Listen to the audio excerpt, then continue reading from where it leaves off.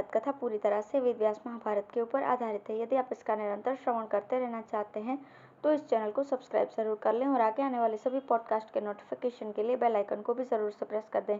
अब हम सुनेंगे श्री कृष्ण का कौरवों की सभा में आना तथा सबको पांडवों का संदेश सुनाना। वैशंपायन जी कहते हैं, प्रातःकाल उठकर श्री कृष्ण ने स्नान, जप और अग्निहोत्र से निवृत्त उदित होते हुए सूर्य का उपस्थान किया और फिर वस्त्र एवं आभूषण आदि धारण किए। इसी समय राजा दुर्योधन और सुबल के पुत्र शकुनि ने उनके पास आकर कहा, महाराज धृतराष्ट्र तथा भीष्म आदि सब कौरव महानुभाव सभा में आ गए हैं और आपकी बाट देख रहे हैं। तब श्री कृष्णचंद्र ने बड़ी मधुर वाणी में उन दोनों का अभिनंदन किया। इसके पश्चात सारथी ने आकर श्री कृष्ण के चरणों में प्रणाम किया और उनका उत्तम घोड़ों से जुता हुआ शुभ्र रथ लाकर खड़ा कर दिया। श्री यदुनाथ उस रथ पर सवार हुए। उस समय कौरव वीर उन्हें सब ओर से घेर कर चले।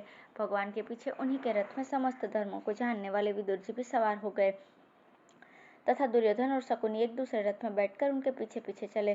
धीरे धीरे भगवान का रथ राजसभा के द्वार पर आ गया और वे उससे उतरकर भीतर सभा में गए। जिस समय श्री कृष्ण विदुर और सात्यकी का हाथ पकड़कर सभा भवन में पधारे, उस समय उनकी कांति ने समस्त कौरवों को निस्तेज सा कर दिया। उनके आगे आगे दुर्योधन और कर्ण तथा पीछे कृतवर्मा और वृष्णिवंशी वीर चल रहे थे। सभा में पहुंचने पर उनका मान करने के लिए राजा धृतराष्ट्र तथा भीष्म, द्रोण आदि सभी लोग अपने अपने आसनों से खड़े हो गए। श्री कृष्ण के लिए सभा में महाराज धृतराष्ट्र की आज्ञा से सर्वतोभद्र नाम का सुवर्ण में सिंहासन रखा गया। उस पर बैठकर श्री श्याम सुंदर मुस्कुराते हुए राजा धृतराष्ट्र, भीष्म, द्रोण तथा दूसरे राजाओं से बातचीत करने लगे तथा समस्त कौरव और राजाओं ने सभा में पधारे हुए श्री कृष्ण का पूजन किया। इस समय श्री कृष्ण ने सभा के भीतर ही अंतरिक्ष में नारद आदि ऋषियों को खड़े देखा। तब उन्होंने धीरे से शांतनु नंदन भीष्म जी से कहा, इस राजसभा को देखने के लिए ऋषि लोग आए हुए हैं। उनका आसन आदि देकर बड़े सत्कार से आवाहन कीजिए। उनके बिना बैठे यहाँ कोई भी नहीं बैठ सकेगा। इन शुद्ध चित्त मुनियों की शीघ्र ही पूजा कीजिए। इतने ही में मुनियों को सभा के द्वार पर आया देखकर भीष्म जी ने बड़ी शीघ्रता से सेवकों को आसन लाने की आज्ञा दी। वे तुरंत ही बहुत से आसन ले आए। जब ऋषियों ने आसनों पर बैठकर अर्घ्य आदि ग्रहण कर लिया तो श्री कृष्ण तथा अन्य सब राजा भी अपने अपने आसनों पर बैठ गए। महामती विदुर जी भी श्री कृष्ण के सिंहासन से लगे हुए एक मणिमय आसन पर, जिस पर श्वेत मृग चर्म बिछा हुआ था, बैठे। राजाओं को श्री कृष्ण का बहुत दिनों पर दर्शन हुआ था, अतः जैसे अमृत पीते पीते कभी तृप्ति नहीं होती, उसी प्रकार वे उन्हें देखते देखते अघाते नहीं थे। उसी सभा में सभी का मन श्री कृष्ण में लगा हुआ था, इसलिए किसी के मुख से कोई भी बात नहीं निकलती थी। जब सभा में सब राजा मौन होकर बैठ गए तो श्री कृष्ण ने महाराज धृतराष्ट्र की ओर देखकर बड़ी गंभीर वाणी में कहा, राजन, मेरा यहाँ आने का उद्देश्य ये है कि क्षत्रिय वीरों का संहार हुए बिना ही कौरव और पांडवों में संधि हो जाए। इस समय राजाओं में कुरुवंश ही सबसे श्रेष्ठ माना जाता है। इसमें शास्त्र और सदाचार का सम्यक आदर है और भी अनेकों शुभ गुण हैं। अन्य राजवंशों की अपेक्षा कुरुवंशियों में कृपा, दया, करुणा, मृदुता, सरलता, क्षमा और सत्य ये विशेष रूप से पाए जाते हैं। इस प्रकार के गुणों से गौरवान्वित इस वंश में आपके कारण यदि कोई अनुचित बात हो तो यह उचित नहीं है। यदि कौरवों में गुप्त या प्रकट रूप से कोई असद व्यवहार होता है तो उसे रोकना आपका ही काम है। दुर्योधन आदि आपके पुत्र धर्म और अर्थ की ओर से मुंह फेर कर क्रूर पुरुषों के से आचरण करते हैं। अपने खास भाइयों के साथ इनका अशिष्ट पुरुषों का सा आचरण है तथा चित्त पर लोभ का भूत सवार हो जाने से इन्होंने धर्म की मर्यादा को एकदम छोड़ दिया है। यह सब बातें आपको मालूम ही है। ये भयंकर आपत्ति इस समय कौरवों पर ही आई है और यदि इसकी उपेक्षा की गई तो ये सारी पृथ्वी को चौपट कर देगी। यदि आप अपने कुल को नाश से बचाना चाहें तो अब भी इसका निवारण किया जा सकता है। मेरे विचार से इन दोनों पक्षों में संधि होना बहुत कठिन नहीं है। इस समय शांति कराना आपके और मेरे हाथ में ही है।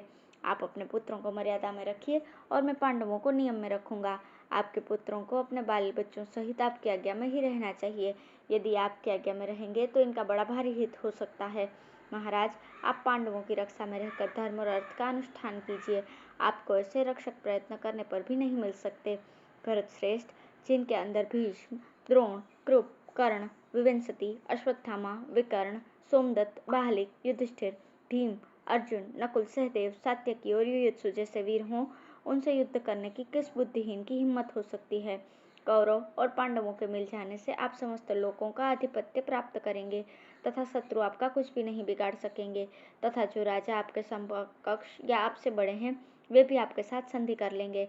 ऐसा होने से आप अपने पुत्र, पौत्र, पिता, भाई और सुहृदों से सब प्रकार सुरक्षित रहकर सुख से जीवन व्यतीत कर सकेंगे। यदि आप पांडवों को ही आगे रखकर इनका पूर्ववत आदर करेंगे तो इस सारी पृथ्वी का आनंद से भोग कर सकेंगे। महाराज, युद्ध करने में तो मुझे बड़ा भारी संहार दिखाई दे रहा है। इस प्रकार दोनों पक्षों का नाश कराने में आपको क्या धर्म दिखाई देता है? अतः आप इस लोक की रक्षा कीजिए और ऐसा कीजिए जिसमें आपकी प्रजा का नाश न हो। यदि आप सत्व गुण को धारण कर लेंगे तो सबकी रक्षा ठीक हो जाएगी। महाराज, पांडवों ने आपको प्रणाम करके कहा है और आपकी प्रसन्नता चाहते हुए ये प्रार्थना की है कि हमने अपने साथियों सहित आपकी आज्ञा से ही इतने दिनों तक दुख भोगा है। हम 12 वर्ष तक वन में रहे और फिर 13वां वर्ष जन समूह में अज्ञात रूप से रहकर बिताया। वनवास की शर्त होने के कारण समय हमारा निश्चय था कि जब हम लौटेंगे तो आप हमारे ऊपर पिता की तरह रहेंगे। हमने उस शर्त का पूरी तरह से पालन किया है, इसलिए अब आप भी जैसा ठहरा था वैसा ही बर्ताव कीजिए। हमें अब अपने राज्य का भाग मिल जाना चाहिए। आप धर्म और अर्थ का स्वरूप जानते हैं, इसलिए आपको हमारी रक्षा करनी चाहिए। गुरु के प्रति शिष्य का जैसा गौरवयुक्त व्यवहार होना चाहिए, आपके साथ हमारा वैसा ही बर्ताव है, इसलिए आप भी हमारे प्रति गुरु का सा आचरण कीजिए। हम लोग यदि मार्ग भ्रष्ट हो रहे हैं तो आप हमें ठीक रास्ते पर लाइए और स्वयं भी सन्मार्ग पर स्थित होइए। इसके सिवा आपके उन पुत्रों ने इन सभासदों से भी कहलाया है कि जहाँ धर्मज्ञ सभासद हों वहाँ कोई अनुचित बात नहीं होनी चाहिए। यदि सभासदों के देखते हुए अधर्म से धर्म का और असत्य से सत्य का नाश हो तो उनका भी नाश हो जाता है। इस समय पांडव लोग धर्म पर दृष्टि लगाए चुपचाप बैठे हैं। उन्होंने धर्म के अनुसार सत्य और न्याययुक्त बात ही कही है। राजन, आप पांडवों को राज्य दे दीजिए। इसके सिवा आपसे और क्या कहा जा सकता है?